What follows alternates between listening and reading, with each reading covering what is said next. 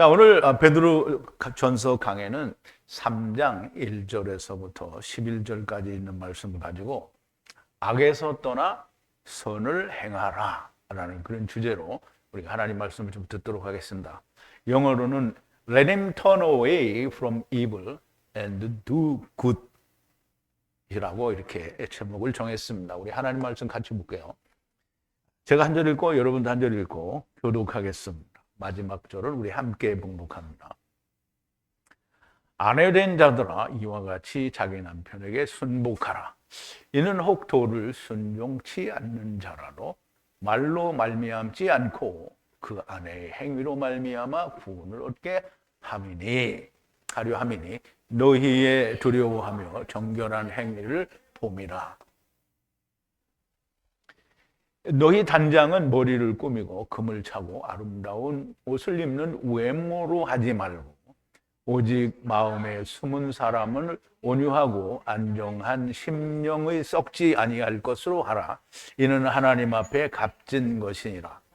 전에 하나님께 소망을 두었던 거룩한 부녀들도 이와 같이 자기 남편에게 순복함으로 자기를 단장하였나니 사라가 아브라함을 주라 칭하여 복종한 것 같이 너희가 선을 행하고 아무 두려운 일에도 놀라지 아니함으로 그의 딸이 되었느니라.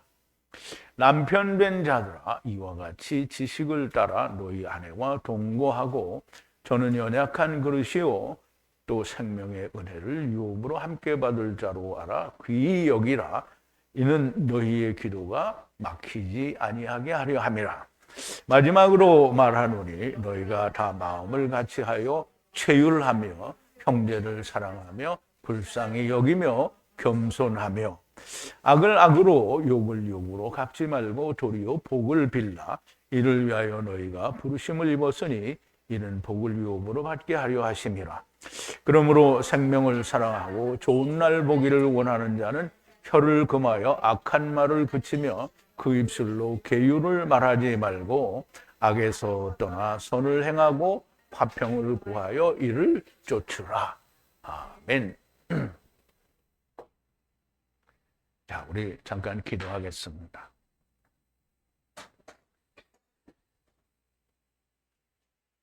창세전에 이미 하나님께서 뜻을 세우시고 그 뜻 안에서 세상을 발화하시고 그 세상 속에 하나님께서 데리고 오시고 또 데리고 가시는 것을 다 말씀하여 주시고 기록하여 주셨습니다. 아버지 하나님, 이제 사도 베드로를 통하여 너희는 악에서 떠나고 그리고 선을 행하라 하신 말씀을 오늘 우리가 생각해 보게 됩니다. 하나님께서 말씀을 전하는 자에게 날마다 남마다 성령의 충만하심을 허락하시니 그 성령님의 감동하심에 의하여 깨닫게 되는 하나님의 진리의 말씀들을 듣는 저희들도 또한 더욱더 깊고 넓고 또 오묘한 진리의 말씀을 알게 되니 진심으로 감사와 찬송과 영광을 돌립니다. 우리는 마땅히 우리가 해야 할 일이 있는 것도 알고 그 해야 할 일에 대하여 이것은 선택의 사항이 아니고 그것은 의무요 또한 우리의 권리인 것을 우리가 분명히 알고 마땅히 의의 종의 역할, 주님의 군사된 자의 역할을 잘 감당하는 자들이 되게 하여 주시옵소서. 오늘 말씀도 전하는 자나 듣는 자가 다 성령님의 감동하심 아래서 하나가 되게 하여 주시옵소서. 예수님의 이름으로 기도하옵나이다. 아멘.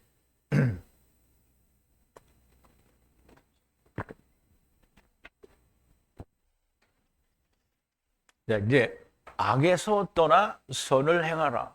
그냥 우리가 쉽게 이해하면 아주 심플한, 그래서 우리는 나쁜 짓 하지 말고 착한 일만 해라, 이렇게 이해를 할 수 있고요. 또 그렇게 교회에서는 가르칩니다.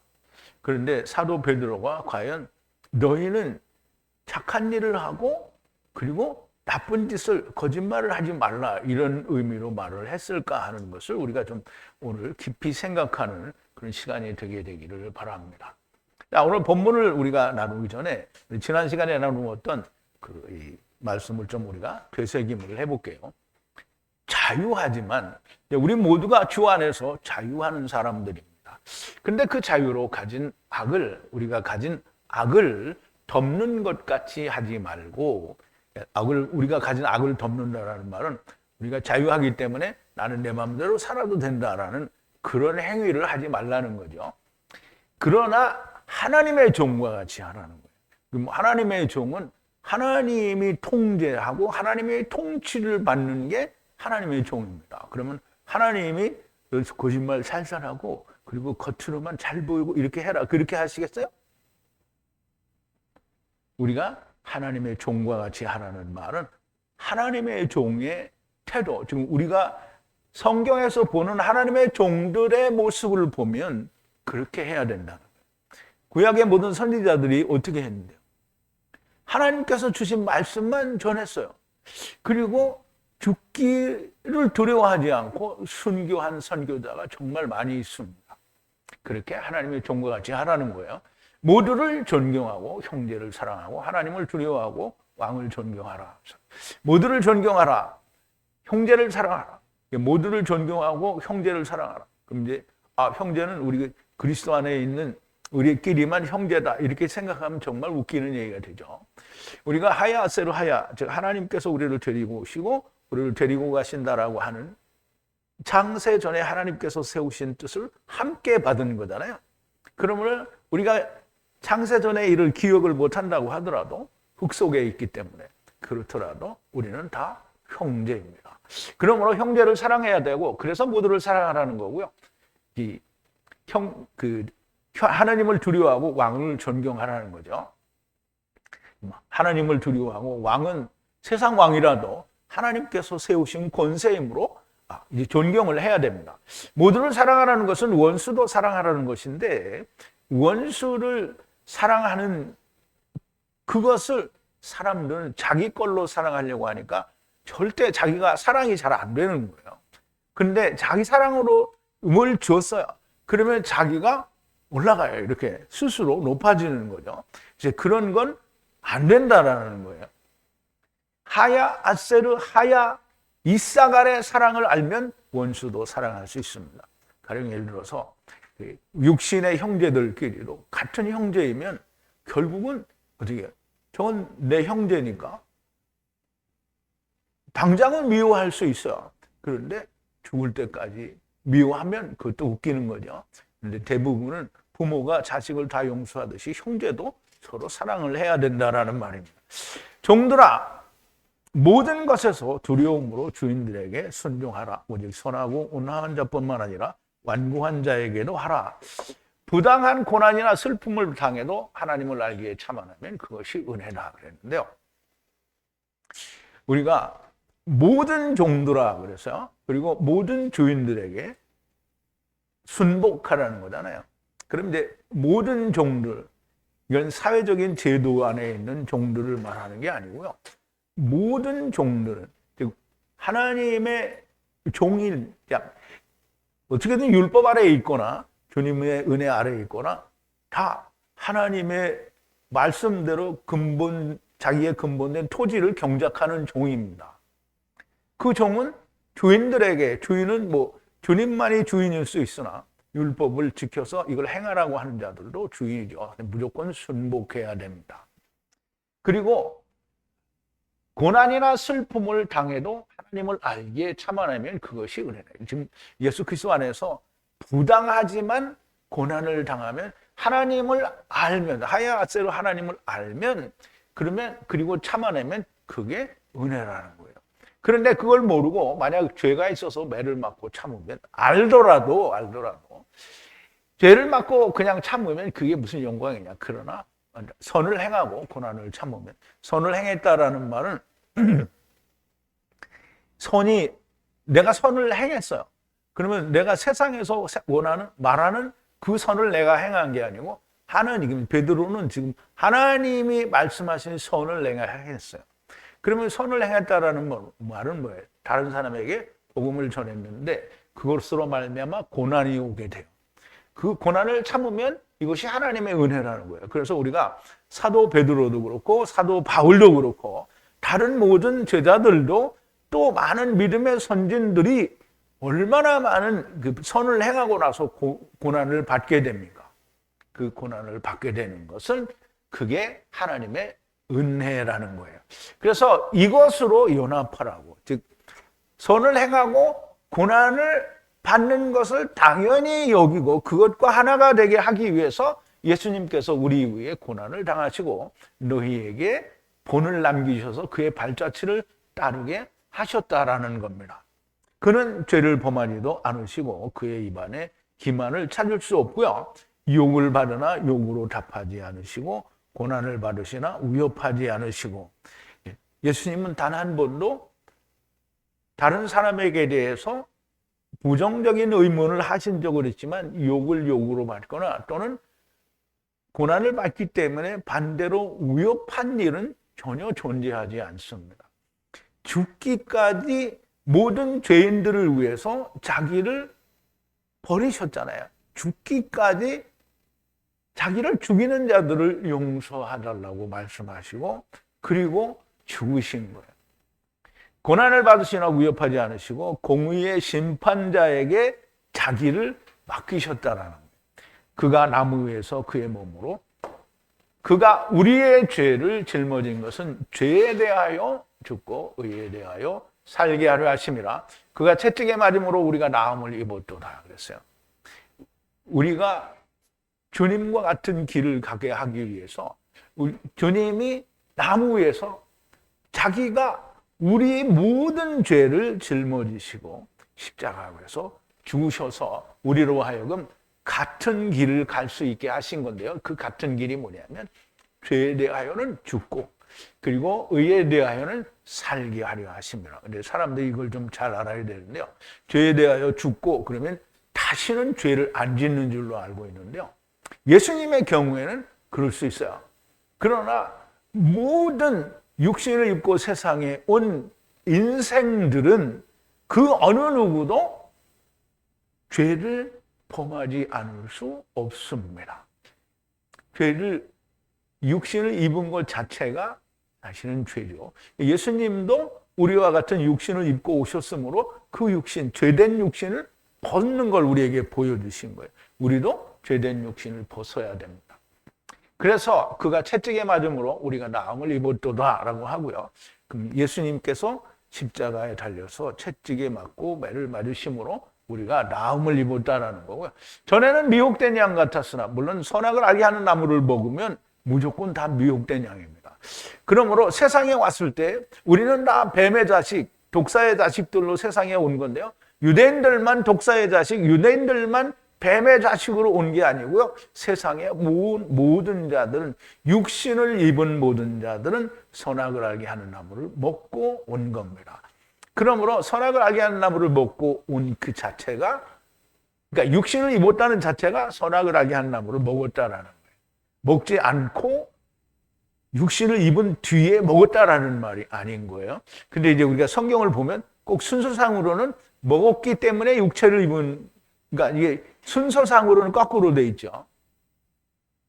그래서 미혹된 길 잃은 양이라는 건데요.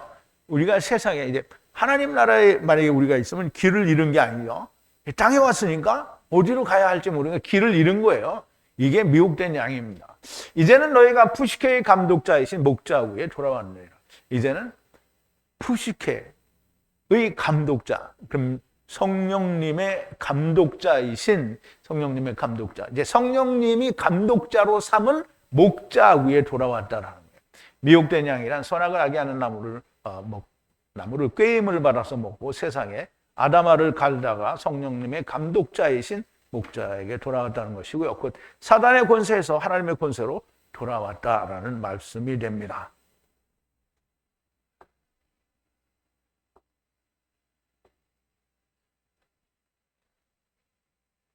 여기 빨간 게 있어. 자, 이제 1절인데요. 아내된 자들아 이와 같이 자기 남편들에게 순종하라.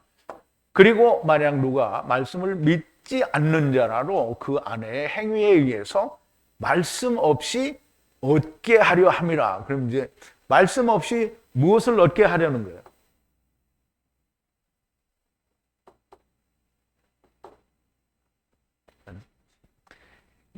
말씀 없이 얻게 하려 한다라는 말은 그러면 이제 하나님의 말씀 가운데서 우리가 뭘 얻으려는 거예요? 뭘 얻는 거예요? 생명을 얻는 거죠. 이제 말씀 없이 생명을 얻게 하려 함이라 이런 말인데요. 이제 우리 과연 그 말이 가능한지 아닌지를 말씀을 통해서 우리가 알아보자고요. 야, likewise 또는 이렇게 뭐 이런 뜻인데요. 아내들아, 아내들아, 순종하라, 복종하라는 거죠. 그의 남편에게, 너희의 남편에게 순종하라는 거예요. 그와 같이 만약 그렇게 순종하면 만약 누군가가 말씀, 로고스를 불순종, 믿지 않을지라도 아내들의 태도에 의해서 말씀이 없이 얻는다는 거예요. 이게 아까 말씀드렸죠. 생명을 얻는다는 건데요. 과연 생명일지 아닐지는 이제 더 우리가 말씀을 진행해 보면 알 수 있어요. 그런데 이제 보세요. 이 태도라고 하는 이 말은 아나스트레포라는 말인데요. 이게 붙였으면 이 391이 되는 거예요. 근데 사실 이건 합성어예요. 그래서 아나라는 말은 그 베드로가 얘기할 때 위에서 태어난다라는 뜻으로 아나는 위로, 그러니까 아노덴이라는 말과 같은 의미를 가졌다고 했어요. 그러니까 스트레포는 뭐냐면 그 히브리어로 말하면 하파크예요. 하파크. 하파크는 우리가 너무나 잘 알죠. 두루 도는 불검, 화염검을 말하죠. 그 두루 도는 건 율법에서부터 확 뒤집어져서 복음이 되는 걸 말을 하는 거예요.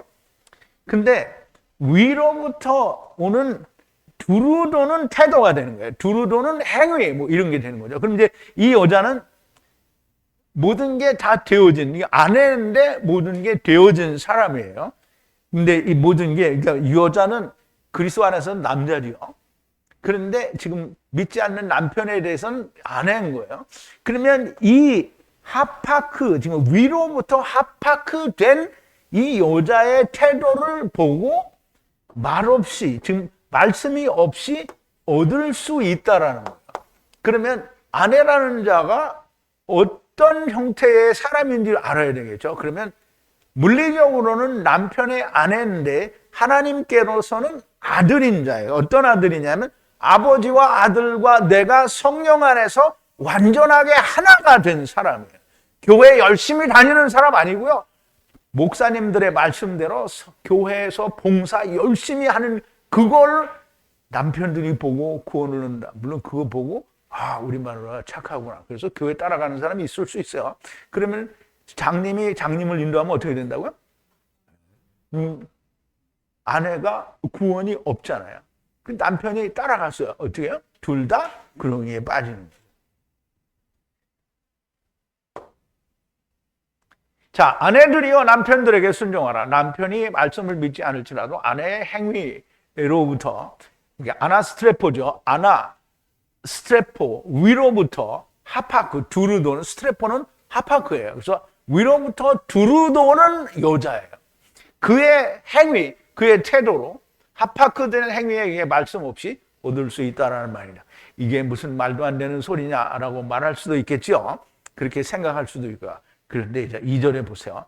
너희의 거룩한 위로부터 두루도는 행위를 위의 눈으로 바라봄이라 그랬어요. 자, 물리적으로는 세상에서는 믿지 않는 자의 아내인데 하나님께로는 아들인 이 사람의 행위를 보는 거예요. 이게 우선 본다라는 말인데요. 또 안 눌러.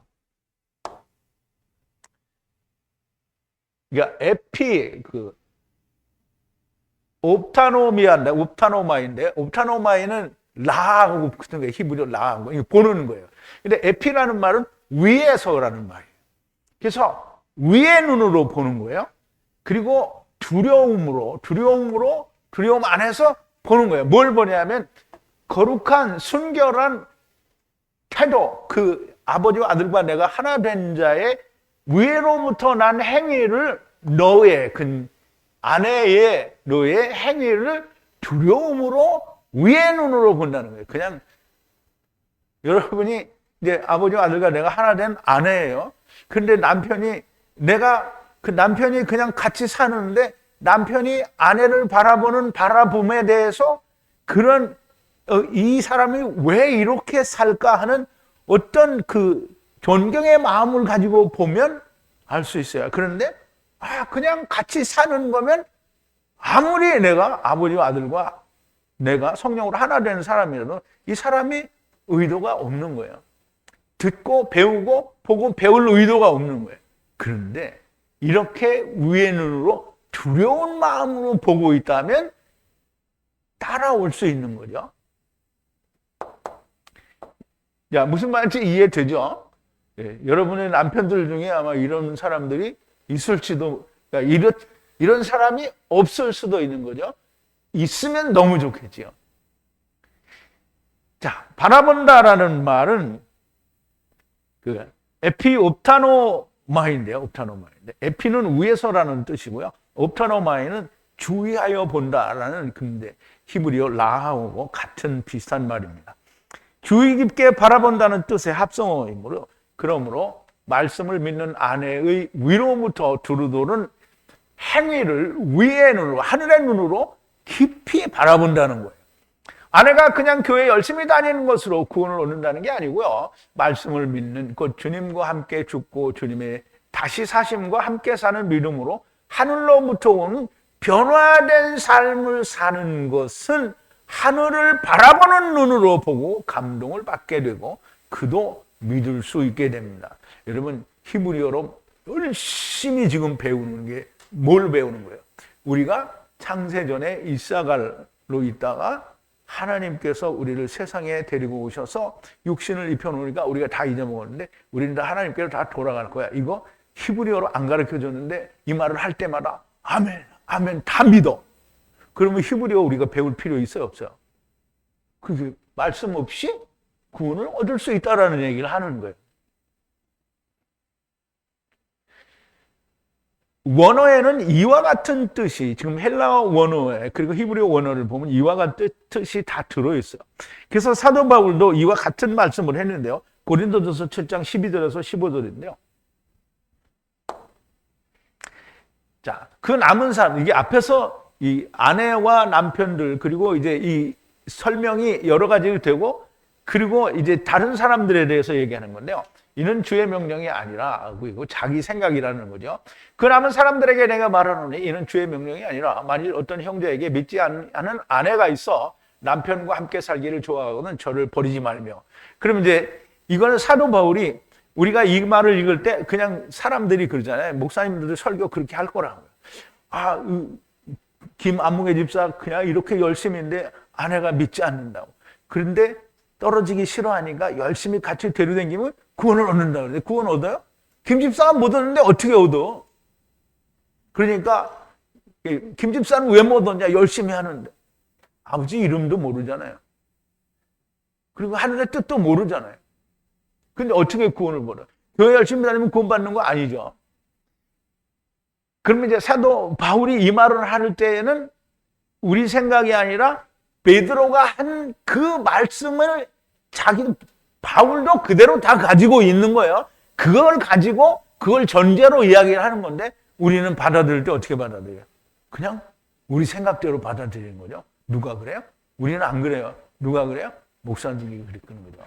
자, 어떤 여자에게 믿지 아니하는 남편이 있어 아내와 살기를 좋아하거든 그 남편을 버리지 말라. 믿지 아니하는 남편이 아내로 인하여 거룩하게 되고 믿지 아니하는 아내가 남편으로 인하여 거룩하게 되나니 그렇지 아니하면 너희 자녀도 깨끗하지 못하리라. 그러나 이제 거룩하니라. 혹 믿지 아니하는 자가 갈리거든 갈리게 하라. 형제나 자매나 이런 일에 구속받을 것이 없느니라. 그럼 이제 갈리기를 원하면 찢어지라는 거예요. 그러니까 우리가 세상에서 나는 이혼했어, 이혼남이야, 이거 아무런 문제가 안 되는 거예요. 그렇다고 막 이혼하라는 건 아니에요. 근데 원하면 그렇게 하라는 거예요. 나는 절대 너하고 이혼하지 않을 거야. 그랬는데 막 강제로 그러면 이제 문제가 발생을 하죠. 이런 일에 구속받을 것이 없느니라. 그러나 하나님은 화평 중에서 너희를 부르셨느니라.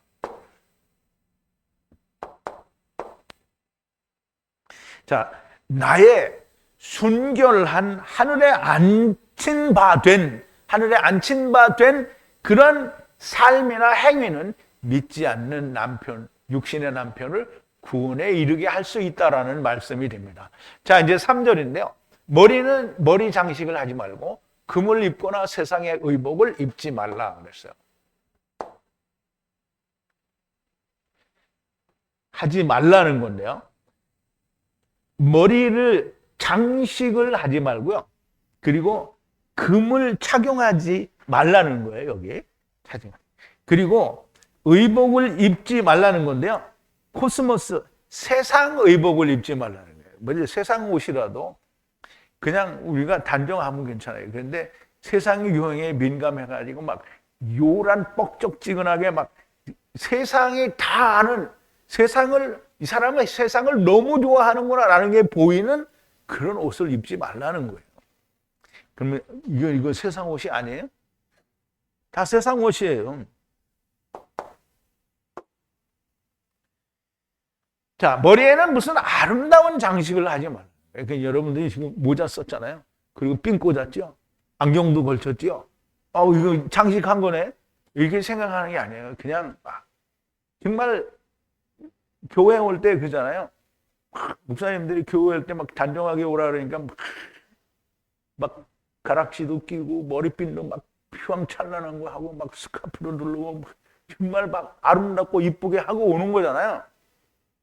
그거 하지 말라는 거죠. 그거 하지 말라. 그리고 금붙이 여러분들이 나 하나쯤 결혼 반지도 있고 그런데 그건 어떠냐? 그건 누가 뭐라 하겠어요? 필요 이상으로 막 2개, 3개씩 어떤 사람들은 막 10손가락에 다 끼고 있더라고.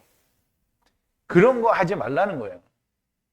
그리고 옷도 세상 풍속에 따른 옷을 입지 말라는 거고요. 사도 바울도 디모데전서에서 이렇게 말을 했습니다.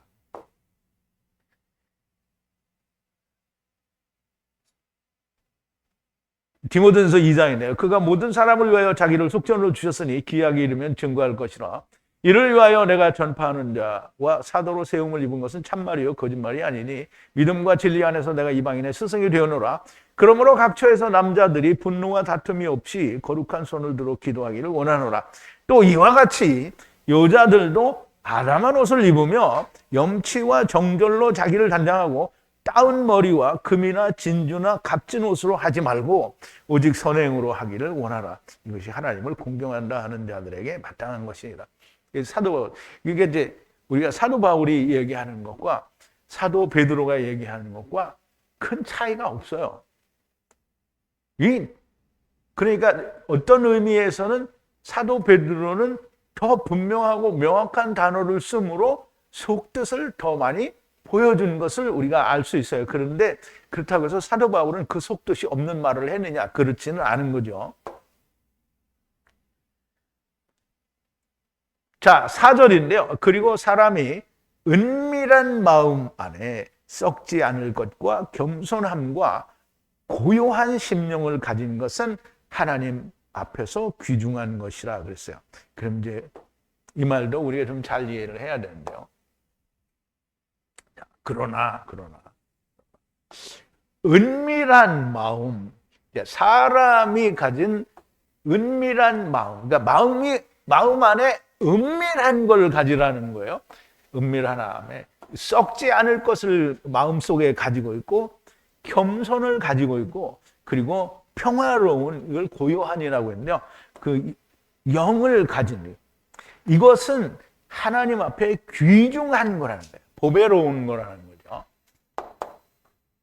근데 이제 우리가 좀 이해를 해야 되는데 은밀하다라는 말은 하나님도 얘기하시죠. 내가 민수기를 이제 하면 나오는데 내가 선지자들에게 은밀한 말로 하고 그리고 꿈으로 말을 했다는 거예요. 근데 모세에게는 은밀한 말로 하지 않는다는 거예요.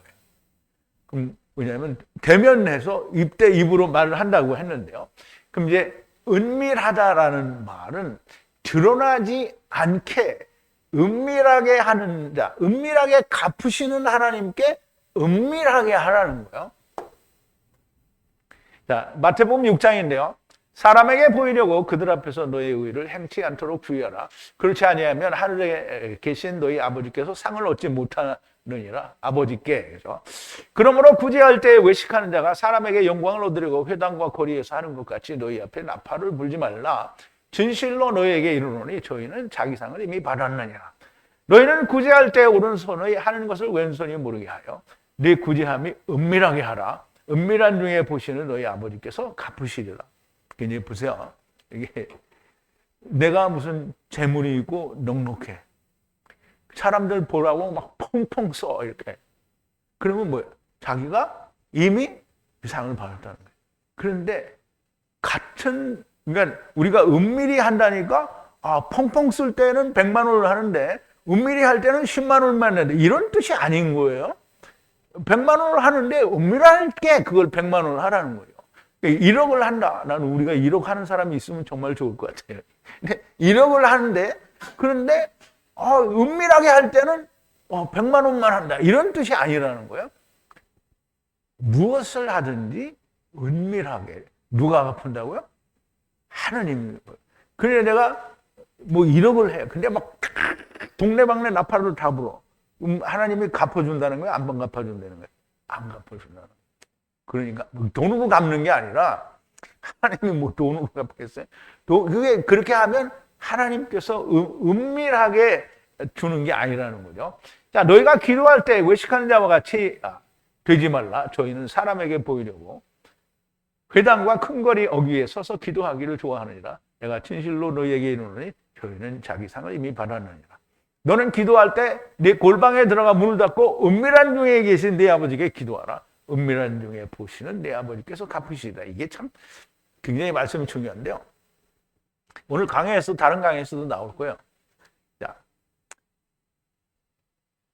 미리암과 그 아론이 모세가 구스 여자를 얻었잖아요.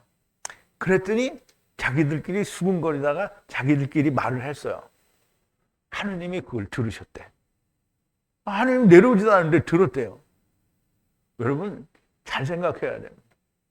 내가 내 속에 무슨 생각을 갖고 있거나 또는 무슨 어떤 의도를 가지고 있고 또 무슨 말을 하더라도 아무리 조용히 말을 해도 하나님은 다 아시는 거예요. 그러니까 나는 하느님이 안 보니까 내 마음대로 한다. 이거는 음부로 가는 지름길인 거예요. 하느님이 나는 못 들었어. 이런 게 없는 거거든요. 이게 은밀한 중에 계신 내 아버지께 은밀하게 계신다고 하더라도 하나님이 뭐예요? 모든 것을 아시는 하나님인 거예요. 그 하나님께서 갚아주신다라는 거죠. 모든 것을 사람이 은밀한 마음과 그 안에 썩지 않을 것과 겸손하고 화평의 영을 가진 사람은 하나님 앞에서 귀중한 자가 된다는 거예요. 그러므로 우리가 하나님 앞에서 은밀하게 자기의 모든 것을 막 휘황찬란한 옷을 입고 막 금붙이를 더덕더덕 붙이고 머리에 막 진짜 우리가 보기엔 산발인데 거기다가 막 무스 바르고 뭐 바르고 막 이렇게 해서 막 이상하게 세상에서 이야기하는 막 정말 멋있는 패션이라고 머리를 하고 그리고 그렇게 하지 말라는 거예요. 근데 모든 걸 다 조용하게 하라는 거예요. 그래서 아내 된 자가 남편 된 자에게 조용히 은밀하게 썩지 않을 것과 겸손과 화평하는 영을 보여주는 것은 하나님 앞에서 매우 귀중한 것이라는 거고요. 그 사람 곧 남편 된 자가 아내로부터 보고서 하늘의 것을 얻을 수 있기 때문이라는 거예요. 자, 이제 3절인데요. 3절이 맞나? 5절이에요. 이런 방법으로 전에 거룩한 아내들이 하나님 위에 소망을 장식하고 그 스스로가 그의 남편들에게 순종하였느니라. 자, 우리가 또 원문을 보죠. 자, 5절인데요. 그래서 전에 거룩한 아내들이 하나님 안에 소망으로 장식하고 그랬어요. 장식하고. 이게 이제 소망으로 장식을 한 거예요. 자기의 머리에 소망이 있는 거예요. 스스로 복종했어요. 누구에게? 자기의 남편들에게 복종했어요. 누가 그렇게 했다고요? 거룩한 아내들이 그렇게 했다는 거예요. 그럼 거룩한 아내들은 아까도 말씀드렸지만 세상에서는 물리적으로 자기 남편에 대한 아내들이에요. 그런데 거룩하니까 하나님께 대하여는 뭐예요? 비록 여자지만 아들인 거예요.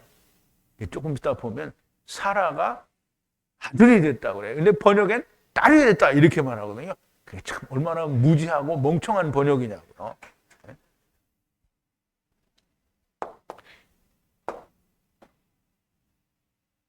자, 앞절에서 말씀한 대로 은밀하게 썩지 않을 것과 겸손과 평화로운 영으로, 평화롭다라는 말은 화목된 영을 말하는 거죠. 남편에게 행하였던 방법으로 거룩한 아내들이 하나님 위에 소망을 장식하고 자기 스스로 그의 남편들에게 순종했다라는 거예요. 그래서 이제 예를 들어서 얘기하는데 사라가 아브라함에게 어떻게 순종했고 그래서 어떻게 무엇이 됐는지를 설명하는 거예요. 6절인데요. 사라가 아브라함을 듣고 그를 주님이라고 부르는 것으로 선을 행하여 아들이 되었고 아무것도 두려워하거나 놀라지 않았느니라 그랬는데요.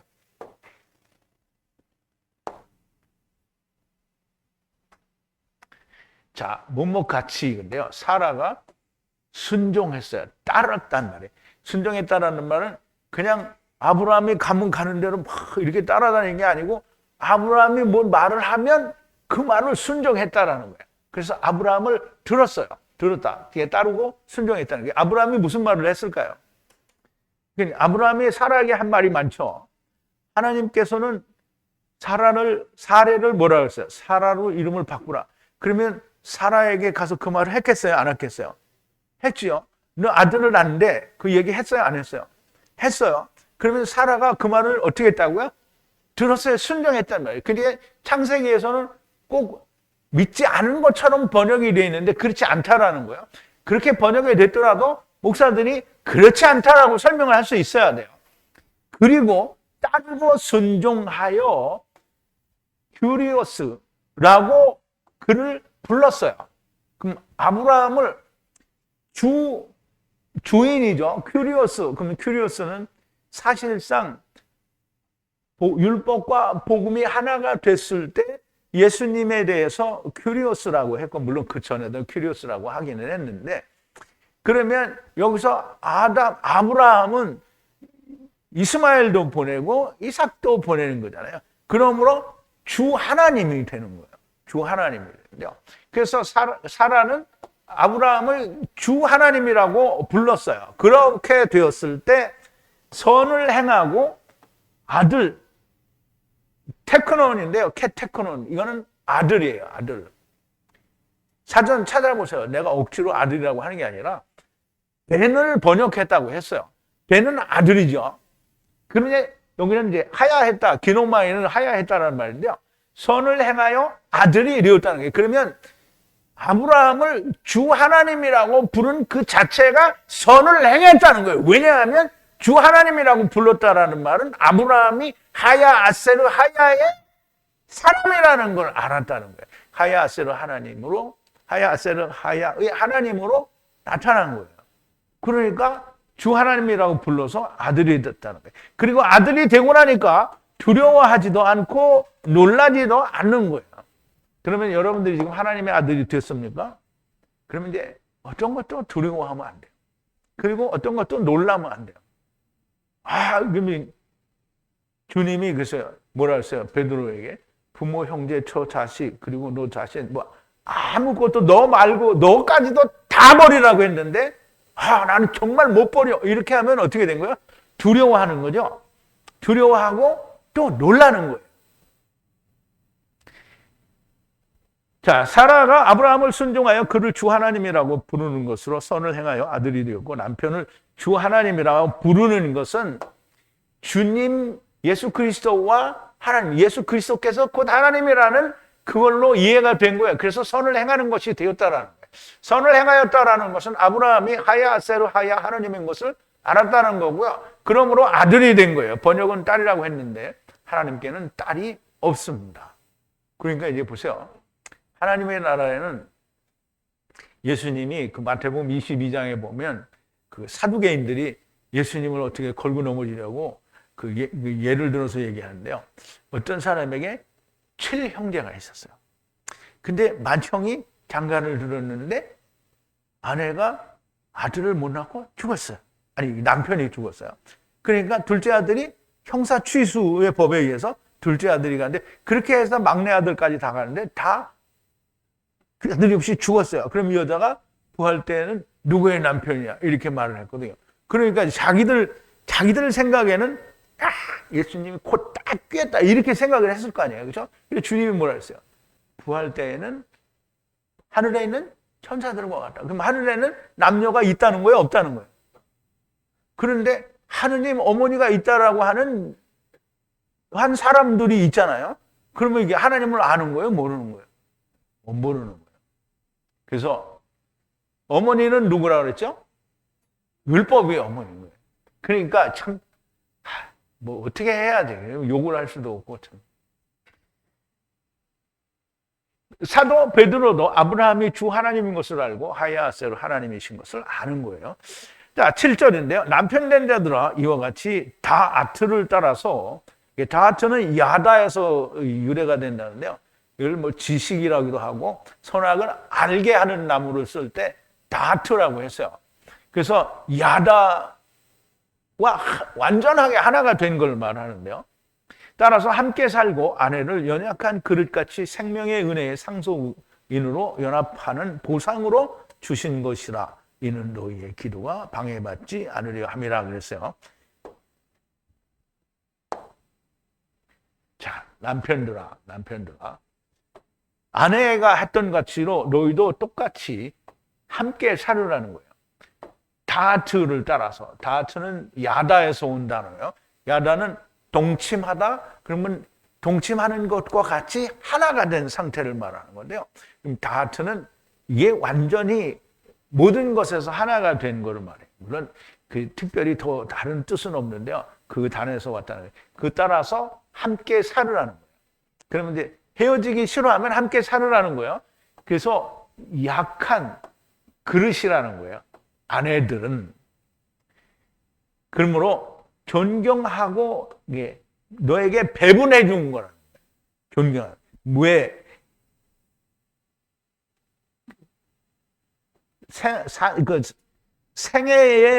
생명의 이게 생애라고 그러는 생명이라고 그러죠. 생명의 은혜를 상속받으라고 이제 상속받게 하기 위해서 준 거라는 거예요. 근데 상속받게 하기 위해서 주는 거냐 뭐냐면 그 사람은 너에게 보상으로 상속자가 되게 하기 위해서 보내주는 거고, 그리고 방해받지 않도록, 너의 기도가 방해받지 않도록.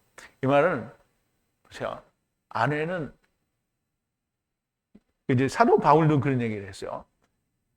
혼자 살기 정말 힘들거든. 결혼하라. 왜?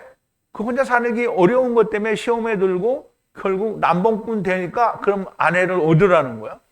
이 말이 그겁니다. 아내를 얻었으니까 너희의 기도가 막히지 않는다는 거예요. 그러면 너희의 기도는 뭐예요? 하나님 우리 아들 이번에 서울대 시험 봤는데 꼭 붙게 해주세요. 이게 기도예요? 그러면 뭐 기도예요? 누구를 위해서든지 사람이 살게 되는, 생명을 얻게 되는 것을 위해서 기도하라는 거죠.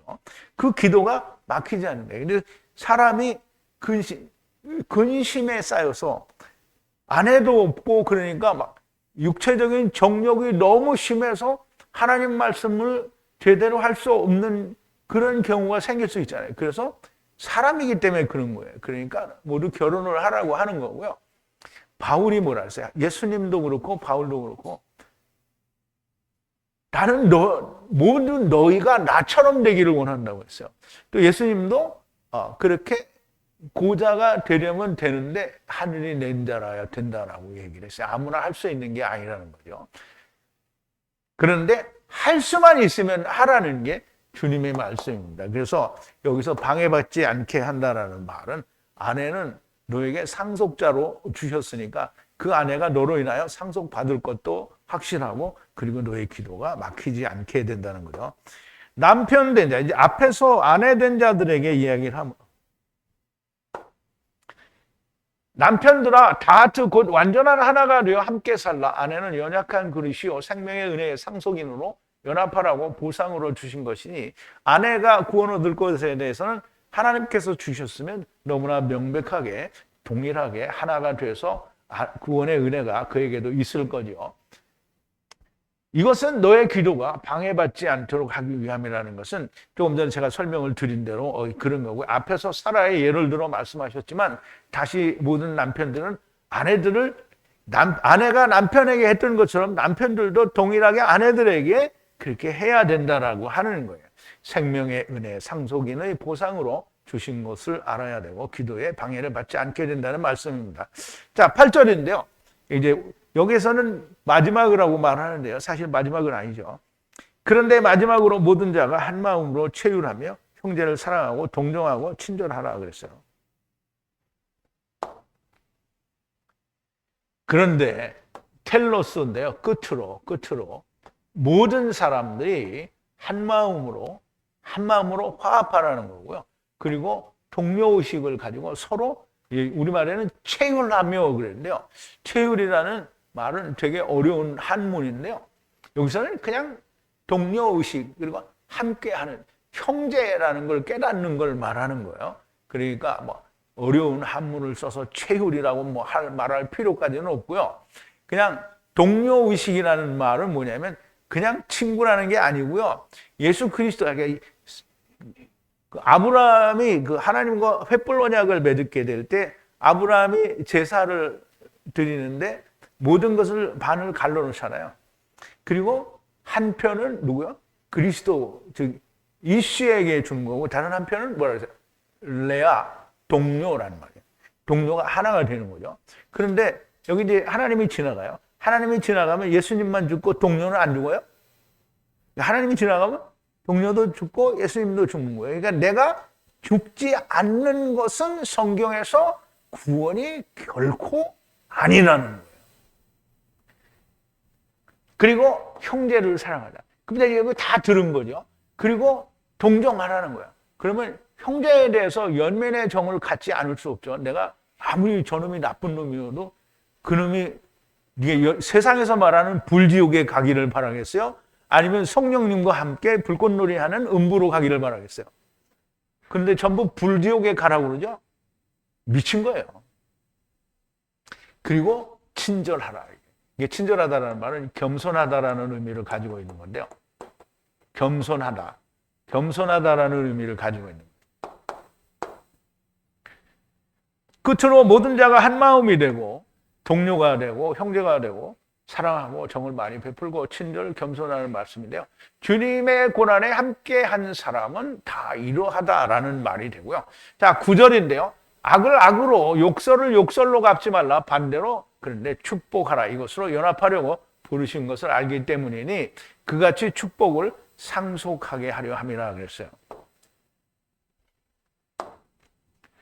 자, 지불하지 말라. 이 말은 갚지 말라는 건데요. 악을 위하여 악으로 갚지 말라는 거고요. 그리고 욕설을 욕설로 갚지 말고 오히려 반대로 그런데 축복하라는 거예요. 무엇을 알기 때문에 축복을 하는 건데요. 이것과 연합하게 하기 위해서 불렀단 말이에요. 축복을 하라는 말은 다 같이 그와 같이 축복을 상속받게 하는 것과 연합하기 위해서 축복하라는 거예요. 이거 알기 때문에 축복하라는 거예요. 그럼 이제 세상 사람들은 막 다 축복하라 그러면 해요, 안 해요? 자기들만 하죠.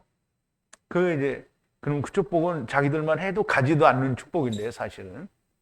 근데 그렇게 한다는 거예요. 근데 우리는 하느님이 나에게 축복을 주셨으면 아버지께서 내게 주신 축복을 저들에게 주옵소서. 그러면 어떻게 해요?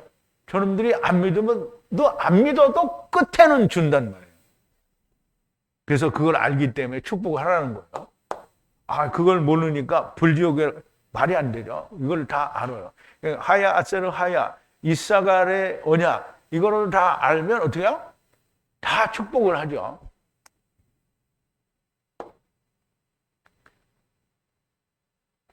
자, 이 말씀은 전에도 한번 설명을 드렸는데요. 쉽지 않은 말씀이지만 할 수 있는 것이고, 하야세르 하야 하나님을 온전히 야다하여야만 할 수 있는 일입니다.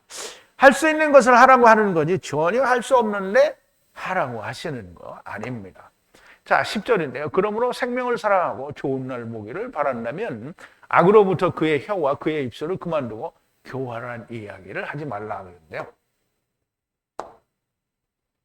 자, 그러므로 생명을 사랑하고 그리고 좋은 날을, 여기 이제 에이도는 본다라는 뜻이에요. 본다라는 또는 안다, 뭐 그래도 상관없는데요. 보기를 원한다면, 이게 여기는 뭐뭐일 것이다라는 뜻은 생명을 사랑하고 좋은 날을 보려거든 그만두라는 거예요. 뭘 그만두라? 그의 혀를 그만두라는데요. 악으로부터 오는 그의 혀를 그만두고요. 또 그의 입술도 그만두라는 거예요. 그리고 교활한 이야기를 하지 말라는 거예요. 생명을 사랑하고 좋은 날 보기를 원하면 악으로부터 오는 말이나 입술 이런 거 교활한 이야기를 절대 하지 말라는 거예요. 근데 교활한 말을 하지 말라고 했으니까 나는 교활한 말을 안 해. 혀로도 안 하고 안 해. 근데 속에는, 머릿속에는, 마음속에는 교활한 마음이 있어. 그러면 돼요, 안 돼요? 하나님이 그걸 모르실까? 알아요. 내가 이제 미화자매님만 보고 얘기하니까 미화자매님이 그렇기 때문에 내가 보고 얘기하는 거 그거 아니에요. 자, 이제 하나님이 누구라도 그런 생각을 가지고 있으면 안 되는 거예요. 그러니까 하나님 앞에서 나는 속일 생각을 하지 말아야 돼요. 자, 생명을 사랑한다라는 것은 생명을 사랑한다. 이거 그냥 육신의 생명을 사랑하는 거예요? 아니면 영원한 생명을 사랑해요? 영원한 생명을 사랑하는 걸 말하고요. 좋은 날을 보기를 원하는 건 좋은 날을 내가 내일 뭐 이상한 병을 앓았는데 내일 고쳐진다. 이거를 좋은 날이라고 하는 게 아니잖아요. 좋은 날은 선한 날이에요. 영생을 사랑하니까 영생하는 옷을 입는 날을 보기를 원하는 거예요. 그러므로 그렇게 원한다면 악으로부터 말을 금지하고 교활한 기만하는 말을 하지 말라는 거예요. 그 말은 뭐냐면 선한 것이 선한 것을 낳는다. 그럼 네 속에 있는 거가 하느님이 아니면 안 된다는 얘기를 하는 거예요. 자, 마태복음 12장인데요. 나무도 좋고 실과도 좋다라고 말을 하든지 나무도 좋지 않고 실과도 좋지 않다 하든지 하라. 그 실과로 나무를 아느니라. 독사의 자식들아, 너희는 악하니 어떻게 선한 말을 할 수 있느냐? 이는 마음에 가득한 것을 입으로 말함이라. 선한 사람은 그 쌓은 손에서 선한 것을 내고 악한 사람은 그 쌓은 악에서 악한 것을 내느니라. 내가 너희에게 이르노니 사람이 무슨 무익한 말을 하든지 심판날에 이에 대하여 신문을 받으니 네 말로 의롭다함을 받고 네 말로 정죄함을 받으리라. 그러면 주님은 이게 사람들이 이야기하는 표리부동한, 이게 겉과 속이 다른 얘기를 하는 걸 이야기하는 게 아니에요.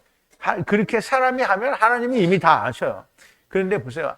속에 선한 것이 있는데 악한 걸 내놓는 사람은 없어요. 그런데 우리 사람 속담에도 그렇잖아요. 벼는 어떻게 익을수록 속인다는 거예요. 근데 빈수레가 요란하다. 머리에 든 게 많고 아는 게 많으면 어떻게 해요? 이걸 안 한다는 거예요. 시끄럽지 않은 거예요. 자기 안에 있는 선을 내놔요.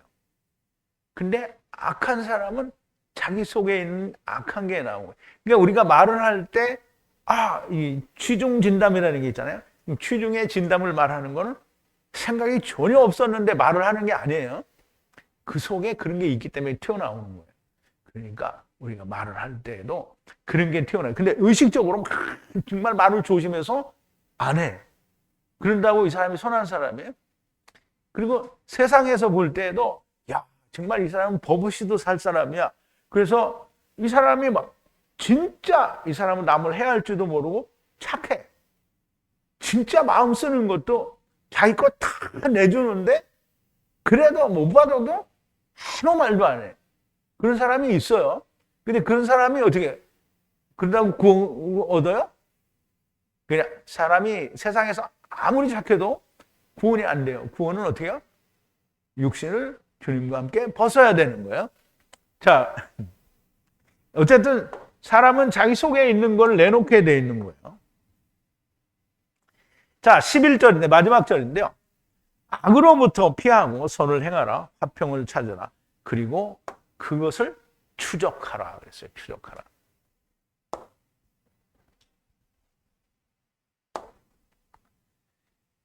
악으로부터 피하라 그랬어요. 그리고 선을 행하라. 그리고 평화를 찾으라. 그것들을 추적하라는 거예요. 그리고 그것들을 추적하라.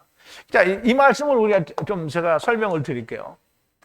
악으로부터 피한다. 그럼 우리가 악으로부터 피할 수 있는 걸 내 스스로 나는 악으로부터 피해서 내가 하나님 편으로 내가 내 스스로 갈 수 있어요? 없어요?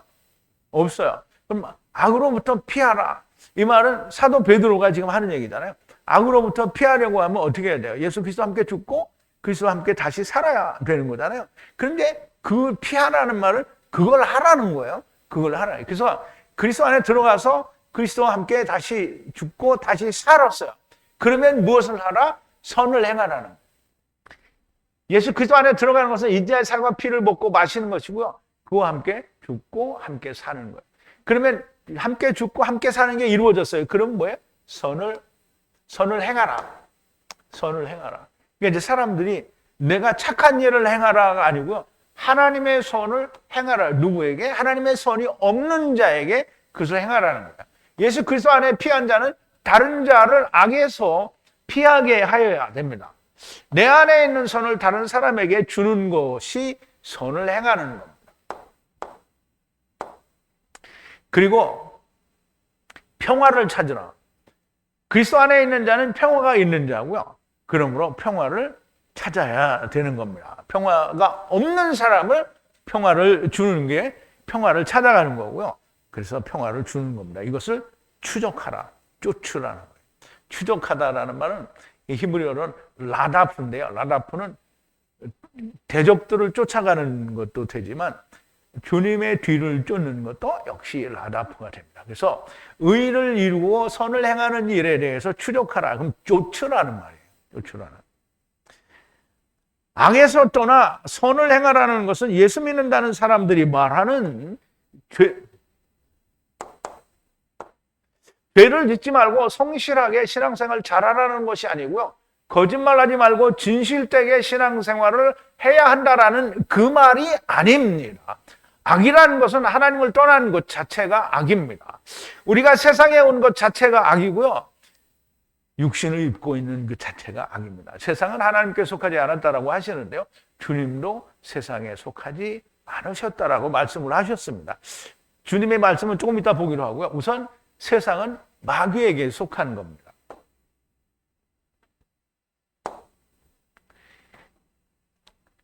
자, 알기 때문이다라는 건데요. 무엇을 아느냐 하면 하나님으로부터인 거예요. 누가?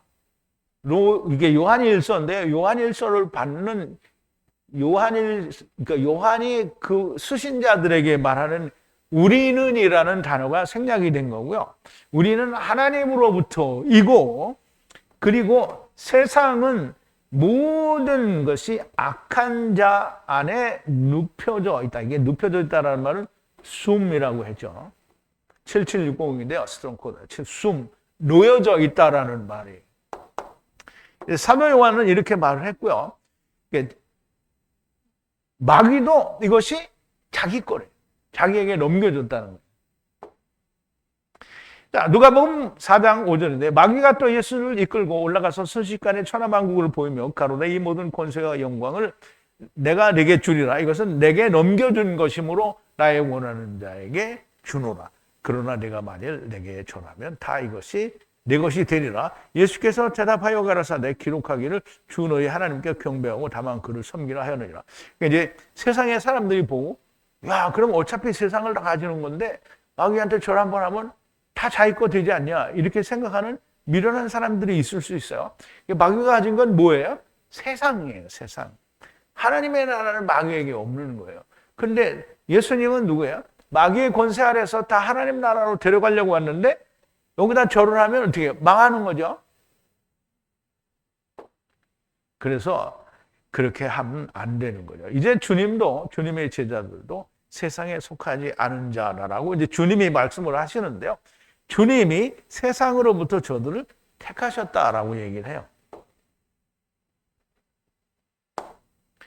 자, 너희가 나의 명하는 대로 행하면 곧 나의 친구라. 이제 요한복음 15장인데요. 이제부터는 너희를 종이라 하지 아니하고 종은 주인의 하는 것을 알지 못함이라. 너희를 친구라 하였노니 내가 내 아버지께 들은 것을 다 너희에게 알게 하였습니다. 이게 친구가 되었다라는 말은 이씨의 조각과 레아, 친구가 됐다라는 말이에요. 너희가 나를 택한 것이 아니요 내가 너희를 택하여 세웠나니 이는 너희로 가서 과실을 맺게 하고 또 너희 과실이 항상 있게 하여 내 이름으로 아버지께 무엇을 구하든지 다 받게 하려 함이니라. 내가 이것을 너희에게 명하면 너희로 서로 사랑하게 하려 함이라. 세상이 너희를 미워하면 너희보다 먼저 나를 미워한 줄 알라. 너희가 세상에 속하였으면 세상이 자기의 것을 사랑할 터이나 너희는 세상에 속한 자가 아니요 도리어 세상에서 나의 택함을 받은 자인 거로 세상이 너희를 미워하느니라. 내가 너희들을 종이 주인보다 크지 못하다 한 말을 기억하라. 사람들이 나를 핍박하였은즉 너희는 핍박할 것이요 내 말을 지켰으면 너희 말도 지킬 터이라. 그럼 이제 우리가 보세요. 우리가 여기서 하나님 말씀을 증거하잖아요. 하나님 말씀을 듣다가 기어나간 건 뭐예요? 택한 자가 아니라는 거예요. 하나님께 속한 자가 아니고 세상에 속한 자라는 말이에요.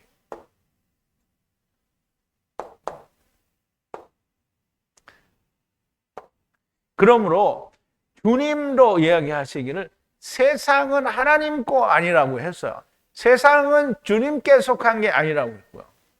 그래서 빌라도의 재판정에서 주님이 말씀하시기를 나의 나라는 땅에 속한 것이 아니다라고 얘기를 했어요. 그러므로 세상은 마귀에게 넘겨준 거고요. 마귀의 권세에서, 어두움의 권세에서 하나님에게로 빛으로 돌아오게 하려고 사도 바울을 택하셨다라고 말씀을 했어요. 그러므로 악으로부터 피하라는 것은 세상으로부터 나오라는 것이고요. 마귀의 권세에서 하나님께로, 어두움에서 빛으로 나오라는 것이고요. 하나님께 빛으로 나아가는 것은 빛으로 오신 예수 안으로 들어가는 길뿐입니다. 세상에 속한 마귀의 권세 아래서 율법 아래에 있는 모든 사람들이 모두 율법을 자기 육체로 율법을 폐하신 예수 그리스도 안으로 들어오는 자들이 정말 많이 나오게 되기를 바랍니다. 기도하시겠습니다. 사랑이신 우리 아버지 하나님, 진심으로 감사와 찬송과 영광을 드립니다. 악을 피하고 선을 행하라 하신, 그리고 화평을 찾으라, 이것을 추적하라 하신 말씀을 오늘 우리가 깊이 생각해 보았습니다. 아버지 하나님, 그 과정과 그 길은 여러 가지가 있겠으나 먼저 믿는 자들은 남편과 헤어지지 말고 자기의 하늘로부터 온 삶을 통하여 구원을 얻을 수 있기 때문이라고 하였고, 남편들에게도 동일한 말씀을 주셨고, 사라가 아브라함을 어떻게 순종하여 아들이 되었는지도 말씀해 주셨습니다. 아버지 하나님, 우리가 하나님의 말씀을 올바로 순종하여 하나님의 아들들이 다 되는 그런 놀라운 은혜가 있게 하여 주시옵소서. 예수님의 이름으로 기도하옵나이다. 아멘.